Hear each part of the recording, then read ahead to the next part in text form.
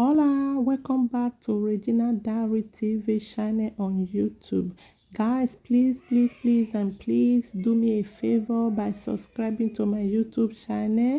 Share my videos to your families and friends. Beg them on my behalf to subscribe. And when you subscribe, do not forget to on the notification button so that whenever I post a video, you will be the first to get the message. Please guys, remember to like and comment. You can equally follow me on my other social media platform like Instagram and Facebook, same name, Regina Diary TV. Today I decided to make buns for my boss children. In making of these buns, I did not use measurement cup because I think a lot of people don't have it at home. And I figured it out that there is no home without a plastic cup. So I decided to use plastic cup for my measurement. In this video, I used 3 cups of milk, 3 eggs, 1 cup of sugar, 6 cups of flour with 1 cube of Levito, fresh Levito. So continue to watch the video and let me know if you will be trying this at home. Being a godly husband is not just about providing. It's not just about saying that you love them or going to church on Sundays. It's war.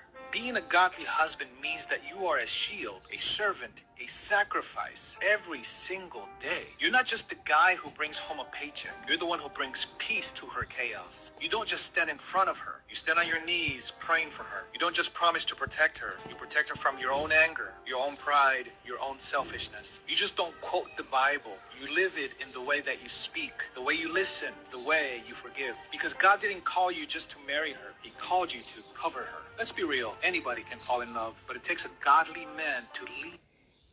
I did not pour in the 3 cups of milk at the same time because I am not a chef. I'm just a random person like you that is watching this video, a random person that loves to cook.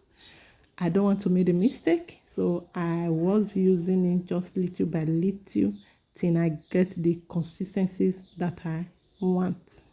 In love. A godly husband doesn't just apologize, he repents. He doesn't just show up when it's easy, he stays when it's hard. He doesn't just pray for his family, he prays with them. And let me make this clear. If she has to beg for your attention, you're not leading, you are abandoning. You want a godly marriage? Then kill the laziness. Stop giving your job your best and your wife the leftovers. Stop flirting with other women while she's starving for affection. Stop being the hero for everybody else and the villain in your own home. Because one day you are going to stand before God, and He's not going to ask you how many deals you closed, how many followers you had, or how respected you were. He's going to ask, did you love her like I love the church? A godly husband is not a perfect man. He's a broken man who lets God lead.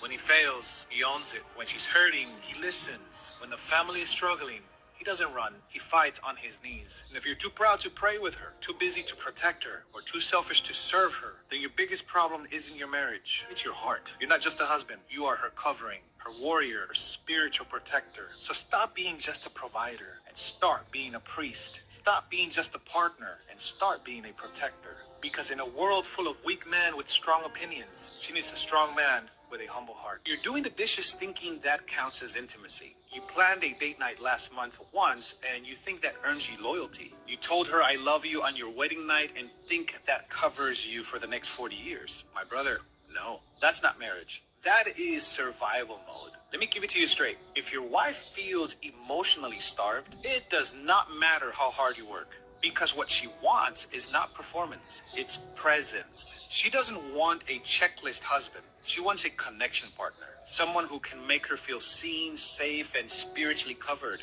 So here's your crash course, Chief. Number 1, speak before she breaks. If you only talk when there's a problem, you're not leading, you're reacting. Ask how she's doing before she starts crying at midnight. Number 2, be curious, not defensive. When she brings you a hurt, don't deflect. Don't roll your eyes. Ask, tell me more. Your tone is either building trust or burning the bridge. Number 3, touch without taking. Hold her, hug her, Kiss her forehead. And no, it doesn't have to lead to sex. Let her feel safe, not obligated. Number 4, pray with her out loud. You lead your house with your voice. And if your family hears you yelling more than praying, you are leading them somewhere, but it's not to God. And number 5, last one, pursue her like you just met. Stop being passive. You used to plan dates, you used to write notes, you used to show up.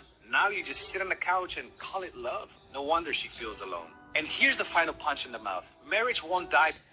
Then I said to myself, what is buns without fish? Some people do make sauce, but my boss children said they don't want sauce.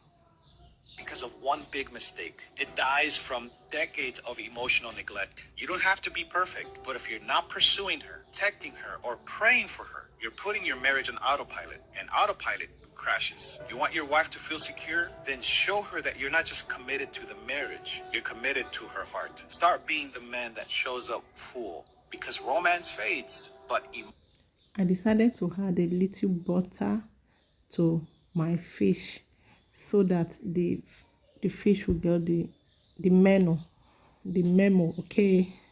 emotional intimacy. That's how marriages last 40 years and still look like love. Respect your husband. That's what they told you. That's what you have heard thousands of times. But let's be real. Some of you are married to men who made that nearly impossible. And nobody's really talking about that, are they? Respect the man that barely looks up from his phone. Respect the man that makes you feel like a roommate instead of a partner. Respect the man who only knows how to speak to you when he wants something from you. Let's get one thing straight. I decided to remove the garlic that I placed inside my oil so that it will give the buns another flavor.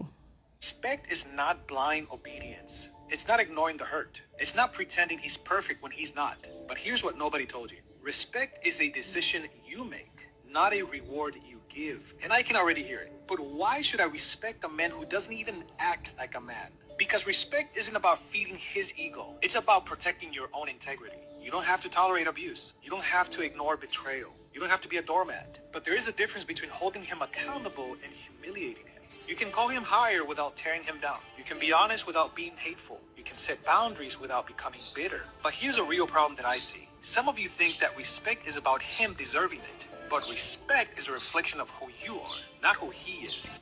Voila, my buns and fish is ready.